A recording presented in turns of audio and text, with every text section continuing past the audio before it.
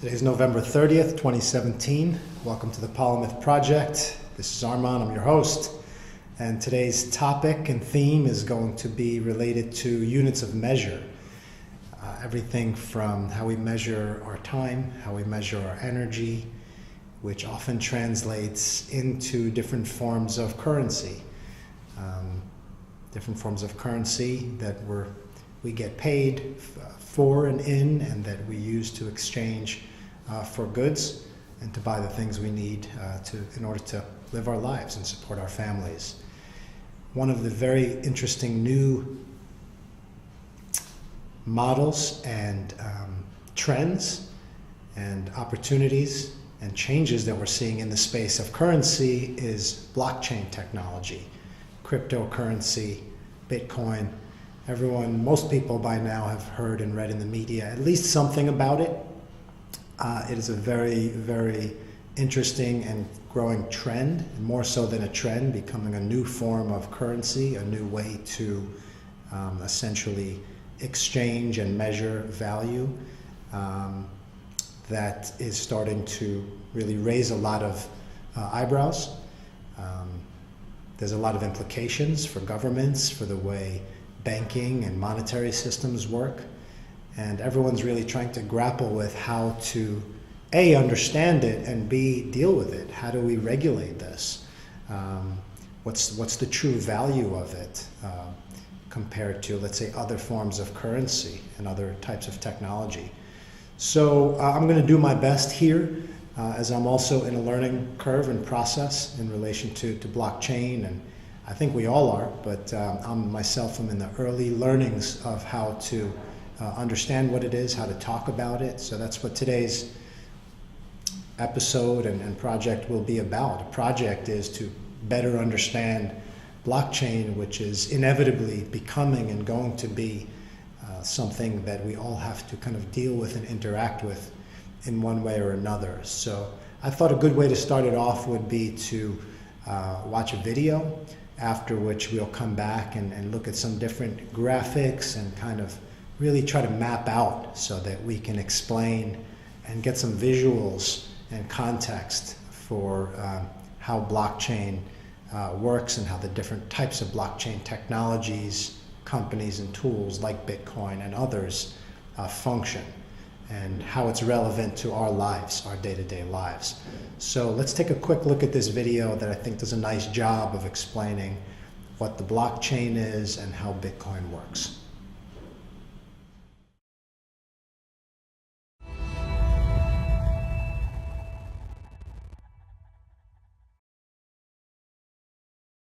What is Bitcoin mining?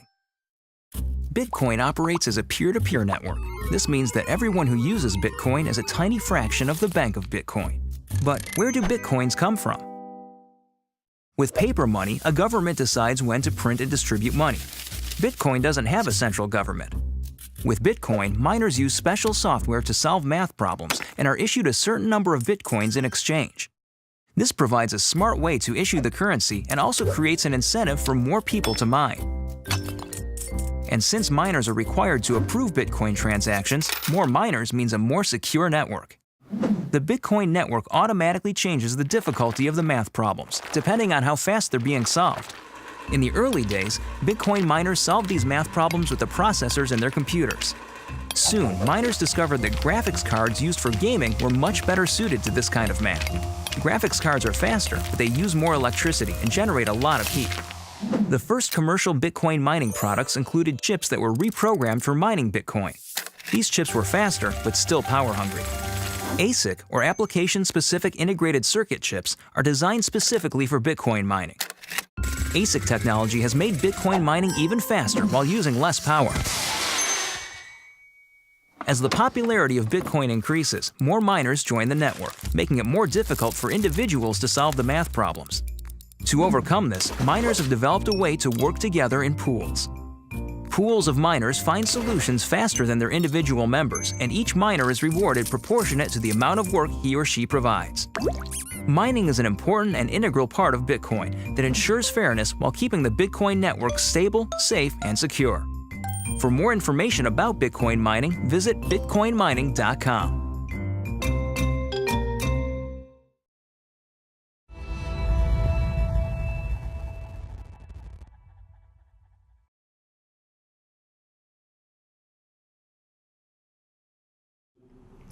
So hopefully that didn't confuse you more than to help explain how Bitcoin works and mining. I mean, I know even myself looking at it with one part of my brain saying, what does mining and solving math problems have to do with currency? Well, it's a creative way that these, computer programmers basically came together and determined this was a method for them to essentially issue currency.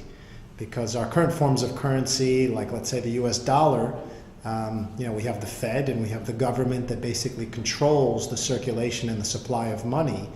And then how that works with foreign exchange and other governments. Every government kind of makes their choices about how they want to control or manage their currency, which then leads to things like exchange rates between different forms of currency. What happens when a country's in trouble or can't pay its debts?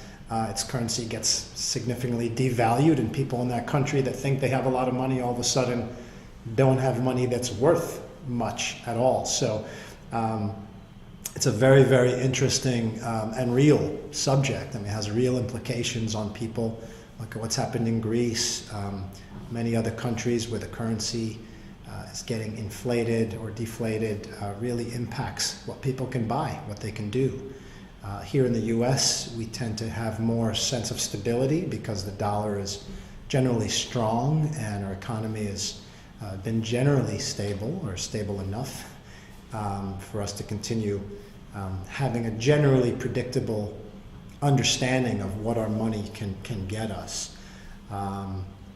But we also control a lot of the world's banking and finances is based on the value of the dollar.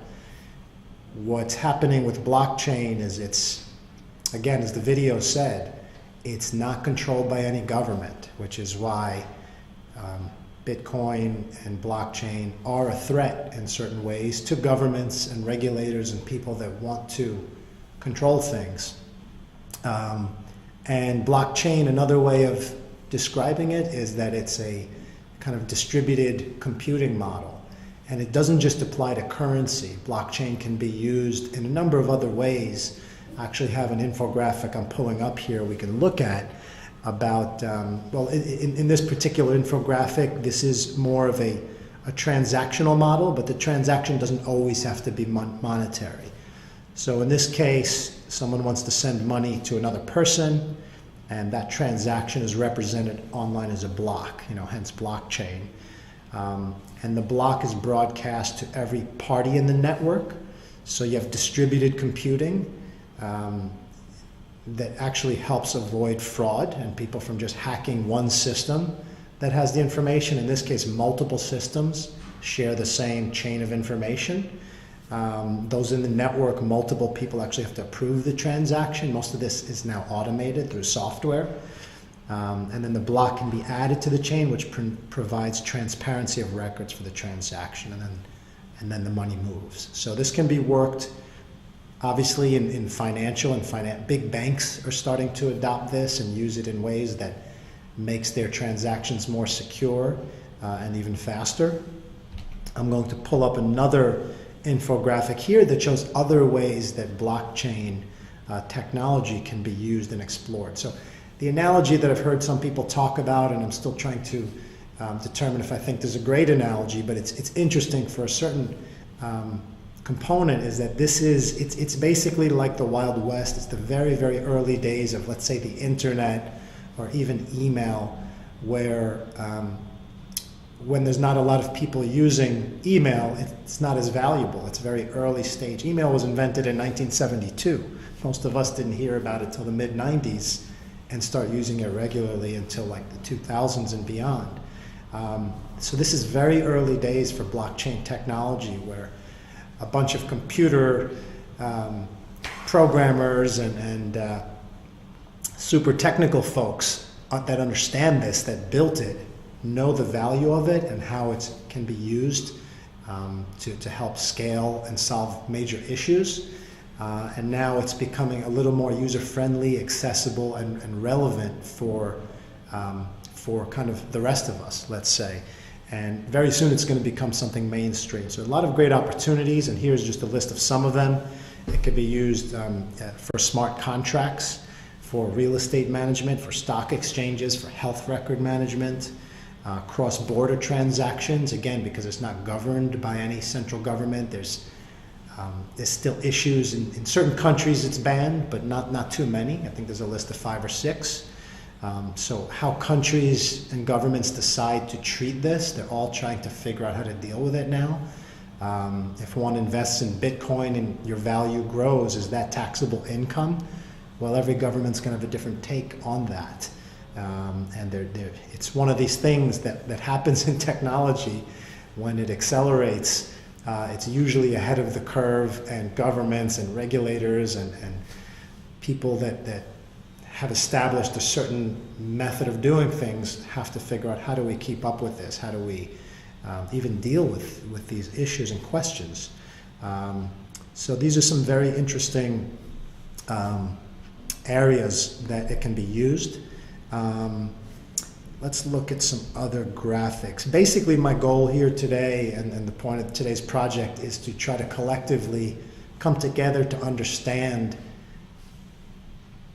what this is and how it's relevant to us today, and how it's going to become something more relevant going forward. Because I do feel strongly that, let's take Bitcoin, for example, which is a form of currency, but if I can't use that currency to buy something on Amazon, what's the use of it? Is it just an investment, and then when I actually need to spend, I need to pull it out and then use my credit card? Can I pay my credit card bills with it? So actually back in 2014, Overstock.com became the first major online retailer to accept Bitcoin because their CEO was very much an advocate of decentralizing currency and kind of anti-government control over currency, because there's a lot of things that can come along with that control. And so it's very intriguing when retailers allow Bitcoin to be used for purchases. In certain countries, like in Japan, there's hundreds of stores that accept Bitcoin.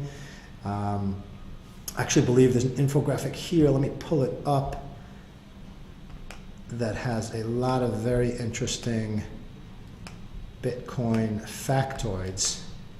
And let's take a look. Let's actually take a look and go through some of these together, right? So, and this is from a cool website called blockchainhub.net, 58 facts about Bitcoin.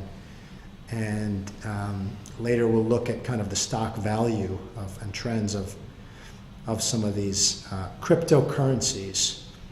Because Bitcoin is really just the first one. There's several others, numerous others, but Bitcoin's obviously the most well-known one.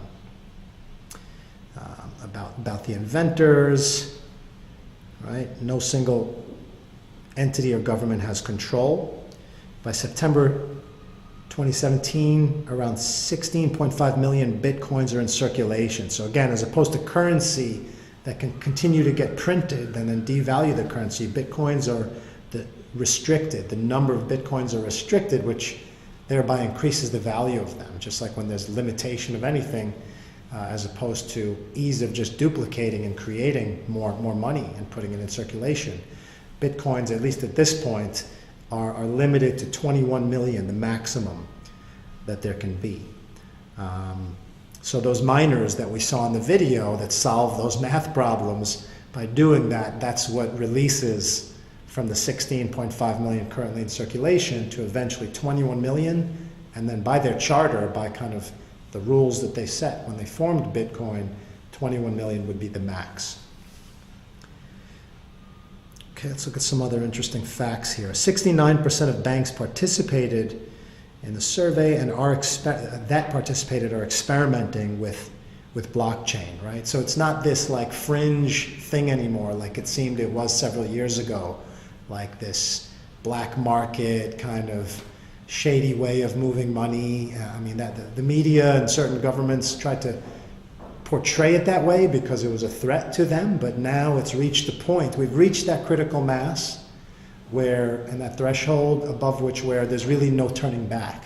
Now it's about understanding, embracing, and kind of learning how to utilize And of course, there's going to be many people that come in and try to control and then get their cut and make sure people aren't doing things using these technologies and kind of evading taxes and things of that nature. So, of course, governments are going to come into play, but the fact that big banks are participating is an encouraging sign. And big companies like Google here, as you see, and folks like Richard Branson are investing major money, 40 million in this case, from these companies.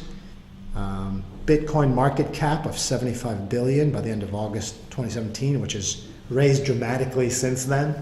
As I'll show you the numbers, I mean, that's a whole nother topic of considering whether you want to actually consider this as an asset class when you're trying to invest your money in stocks or bonds or keep it in cash, or invest in startups. Now, cryptocurrency, starting with Bitcoin, but the many others, have a whole marketplace where you can trade them, buy them, sell them, and the values are going up astronomically at the moment. There's a lot of talk of a bubble, and it seems like there absolutely is an overvaluation happening, which is what happens at the beginning of any new market where it just kind of booms. So we're in the boom. We'll see what happens when the bust comes and what the impact is. So I'm not going to encourage anyone or advise anyone to invest, but I will be on disclosure and say I've started to look into that and put a little money in just to kind of see how it works and you know, get in on the action, so to speak. What other interesting factoids can we see here? It's interesting that FBI owns some percentage of Bitcoin. You could see some of the efficiencies, like this point number 13 here, that you know, blockchain ledger technology, when used by top 10 investment banks, could save $8 to $12 billion through, again. So this is, think about blockchain as like an efficient and smart technology that can actually help create efficiencies in the world. And we could go on and on here, but I just want to bring up a couple of interesting concepts. Okay, it is actually the way you secure your assets if you do invest in this is very interesting, very hard to explain, but you have to make sure you retain certain kind of codes and information, and if you lose that information, you will lose access to be able to your assets.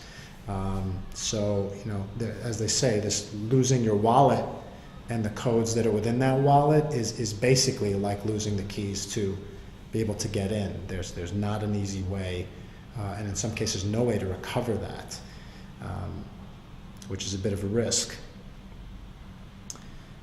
Okay, one or two other factoids from here and then we'll move on.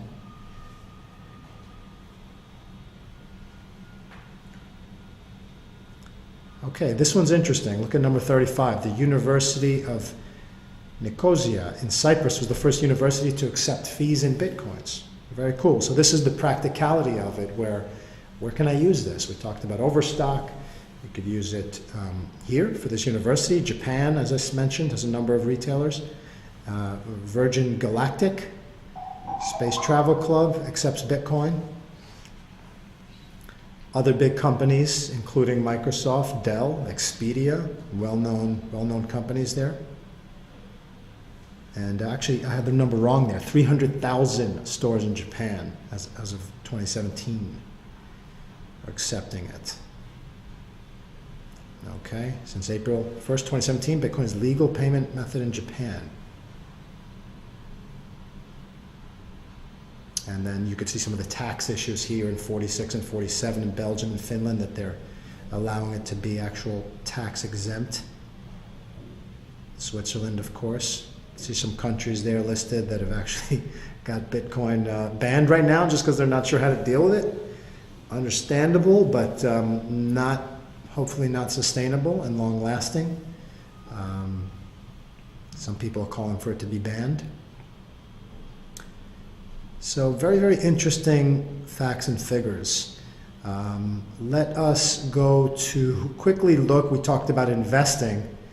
Check this out. This is a stock chart of, it's not stock, it's Bitcoin, so it's a different kind of asset.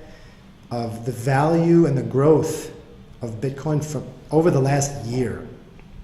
So the price a year ago was $758 per Bitcoin. The price today is $9,700. So it's a 1,200% growth.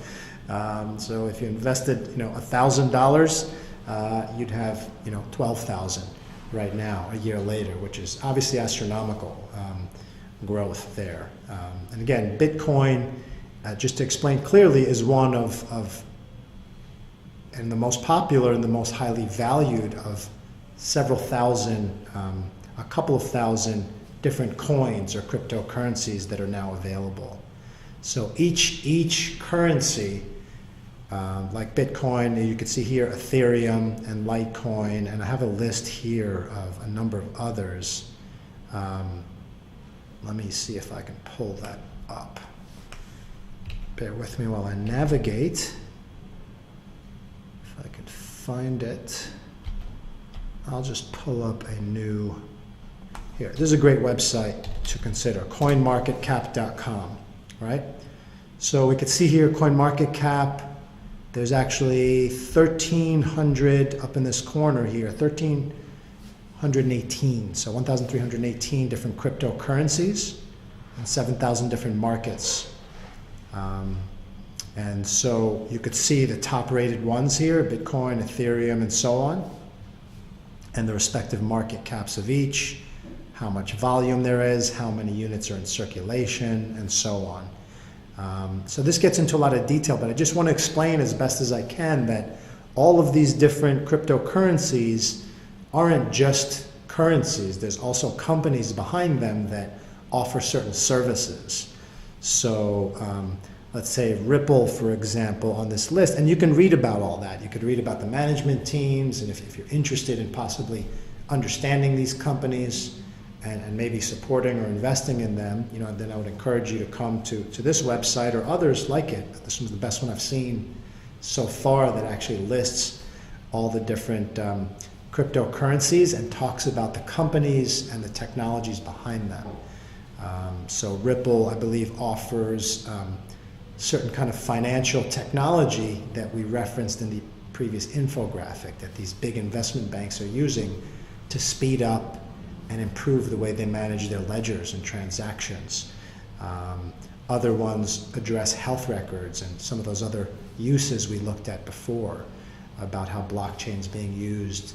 It's basically a smart technology that's being used in a number of ways.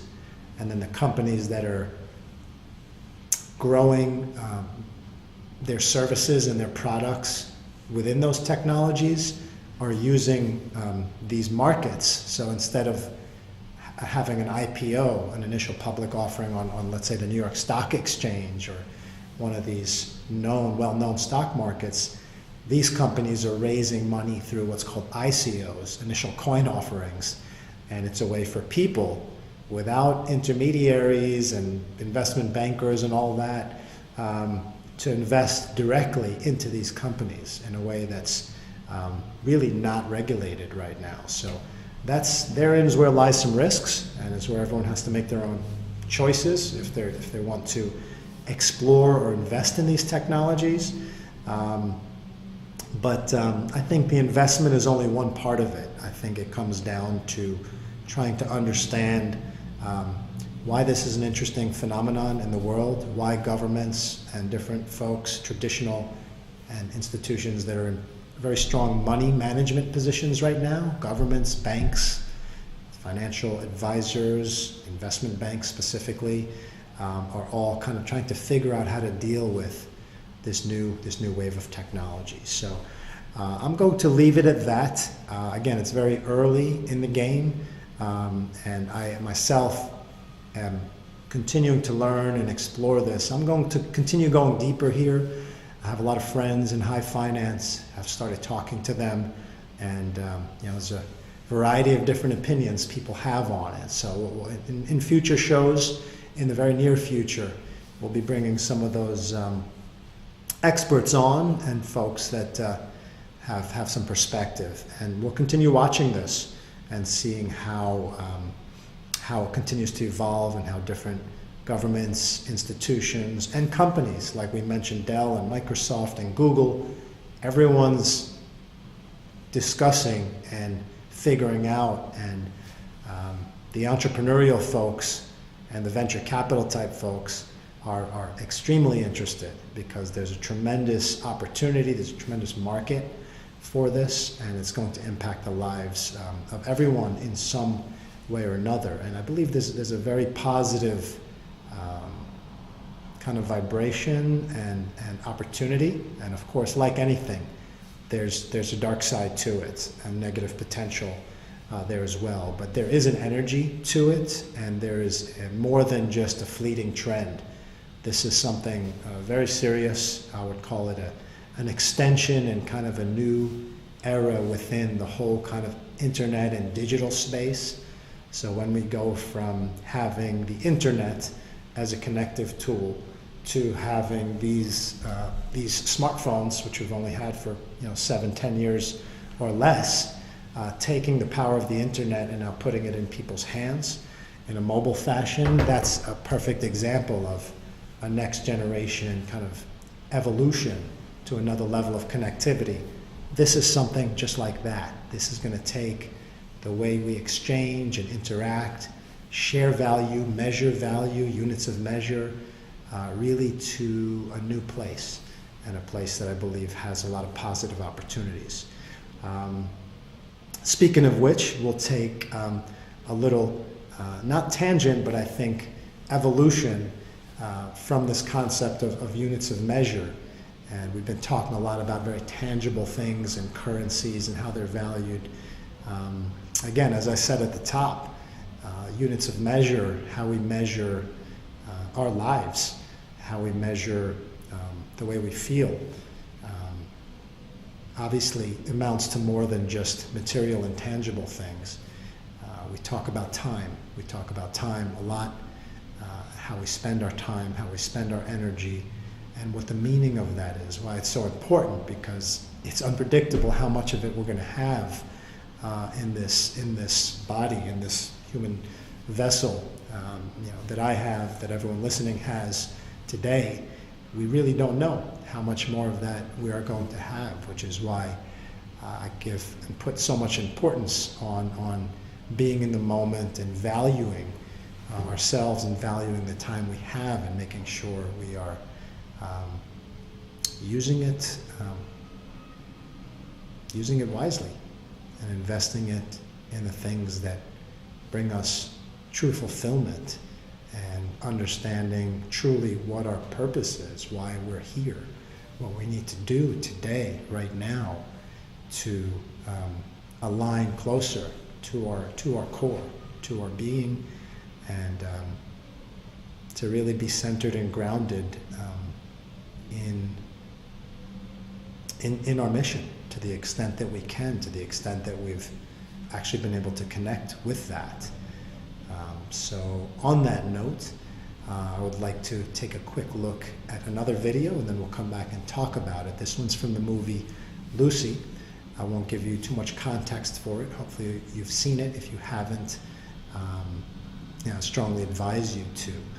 But the main character in the movie, just to set it up, has had some kind of drug or chemical that has kind of come into her bloodstream that has given her a kind of superpower and ability to kind of use her brain and her mind in ways that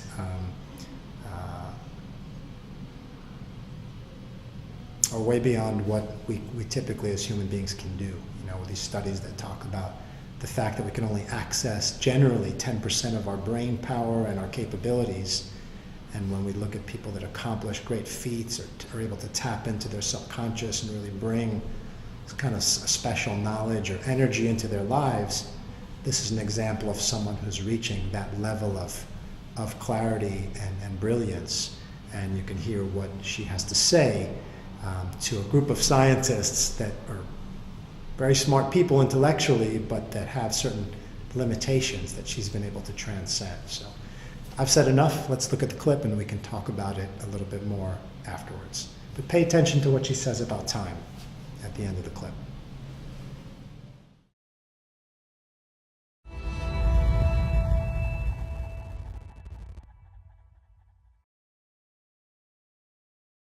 Electrical impulses. Every cell knows and talks to every other cell. They exchange 1,000 bits of information between them per second. Cells group together, forming a giant web of communication, which in turn forms matter.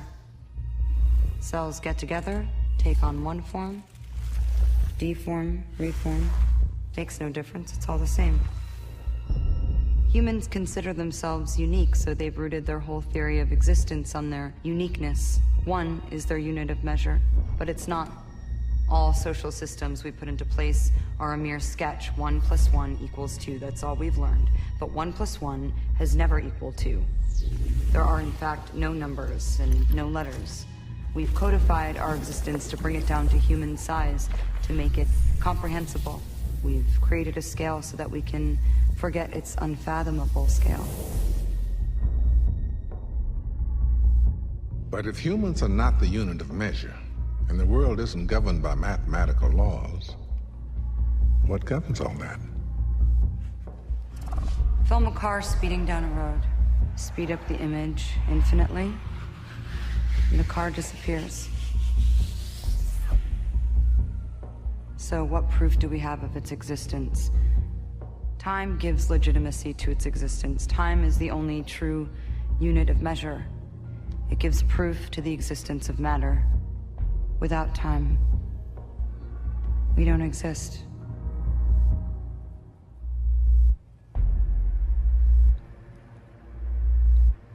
Time is unity.